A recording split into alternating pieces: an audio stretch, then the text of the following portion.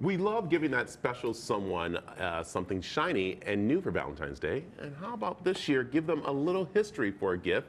And joining me is Tod Carson of Tod Carson Antiques with some unique Valentine's Day gifts for us. And Tod, how are you doing? I am fine, thank you. Good. Pleasure to be here. So, all right, let's talk antiques first because that's what you do. That's what I do primarily, yes. And so, and those are great gifts to give because you're giving a little bit of history to someone you love.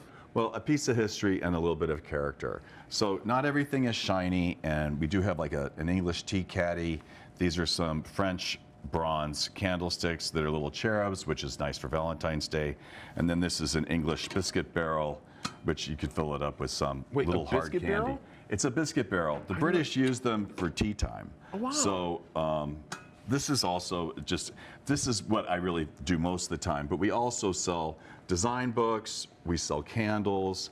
These are little champagne candles that are $17. Oh, cute. I thought they were champagne. So. No, they're not little champagnes. They're not a split. They're they're candles. They're $17. Yeah. And then we sell different design books, books about Hermes, Louboutin shoes. Then we even have things for the gentleman. We sell soaps and cologne, picture frames, which kind of appeal to everyone. Both of these are under $75. And then just simple notepads that are, like $19 for children. So even for young people, we have things they can give to their girlfriends, their boyfriends, grandma, grandpa, and then we have other things as well. Yeah, well, I love that you have the things for those who love books because that's one thing, especially the fashion design. So, but you called them a special book that people might not understand. I love the word. It was called Shelter. Shelter books. Shelter publication. This is anything to do with interior design or design in general or not design, interior design, is called a shelter publication. Wow, okay, I love that. As opposed to fashion. Right, and so that's what's really neat for those people that are looking for those kind of gifts for the coffee table or for that person that loves interior designing and looking, which is nice. You talked about the men here. I like this soap here. This is kind of interesting here. So where's this soap from? This isn't... It's actually made in the United States, but the scents are really musky and they have a great smell. I even have men who've received this as a gift and they've come back in to order it for themselves. And it comes in a variety of fragrances and they all smell good and they're very masculine and they're not expensive. Yeah. All right, let's talk antiques because again, people come in and look for it. What do you recommend if someone's coming in maybe for the first time to get their partner into antiquing and they want to start them off with something? What would you suggest? What they're interested in, but I always say start with something small and kind of work their way into things that are more important.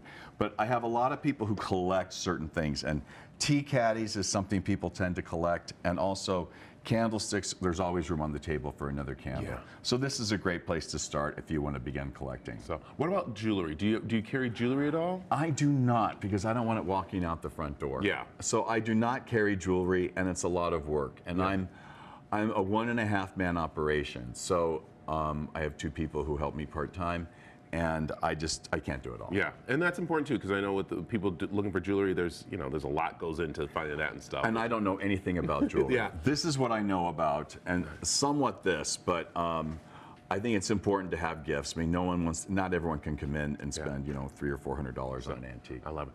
Cabinet or mirror photo. Let's take a look at these right here. This is beautiful that we're seeing here. What do we have on the screen right there? That is, they're a pair of cabinets. Those are from about 1850, and they belonged to the Stillman family. Where my store is located in the Seville Shopping Center, that used to be the Stillman's ranch. Oh, wow. That entire shopping mall was their property, and there's a pair of these cabinets that came from their house in upstate New York, and they brought them when they moved to the United States, they brought them with them. Beautiful. And when Mr. Stillman died, Mrs. Stillman sold the property and sold the cabinets. Yeah. All right, and this piece right here. Oh, that was here. Oh, that was the picture frame. That was right here. That was the frame. There we go. The mirror. There we go. The mirror. There's a pair of those actually. They're very late 18th century or early 19th century. Those belonged to Charles Keating, and they were in the restaurant Mary Elaine's at the Phoenician. Yeah. When he had that restaurant, and he took his family on a buying trip to France when he was, before he opened the restaurant, and that was a pair of mirrors that he purchased there. Beautiful.